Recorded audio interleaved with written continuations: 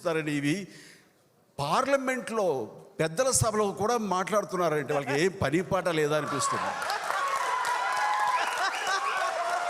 Sir సినిమాలు చేస్తున్నాం అంటే సార్ బిజినెస్ అవుతుంది కాబట్టి డబ్బులు ఇస్తున్నారు కాబట్టి మళ్ళీ తీస్తున్నారు. సినిమా మీద సినిమా చేస్తున్నామంటే డబ్బుల మీద డబ్బులు వస్తాయని కాదు సార్.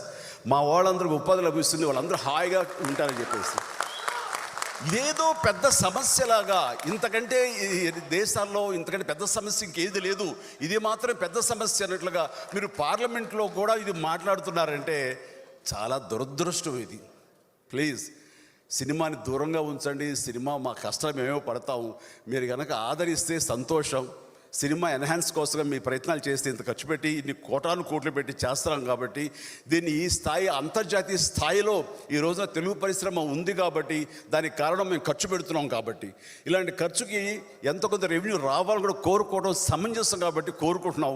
వీలైతే ప్రభుత్వాలు సహకరించండి, అంతేగాని అణగదొక్కడానికో దీని ఏదో తప్పని దేశవ్యాప్తంగా ఎత్తి చూపించడానికో పెద్దల సభ వరకు రాజ్యసభ వరకు కూడా మీరు దయచేసి చేయొద్దని సవినయంగా విరమించుకుంటున్నాను. సో ఏమంటే రాజకీయ నాయకులు లేదంటే వాళ్ళ దాంతో పోల్చుకుంటే సినిమా ఎంత చిన్నది, నేను అది చూశాను ఇది చూశాను సార్. కాబట్టి మీలాంటి వాళ్ళు పెద్ద విషయాల్లో మీరు ఇన్వాల్వ్ కావాలి, అవన్నీ వచ్చేలా చూడగలగాలి.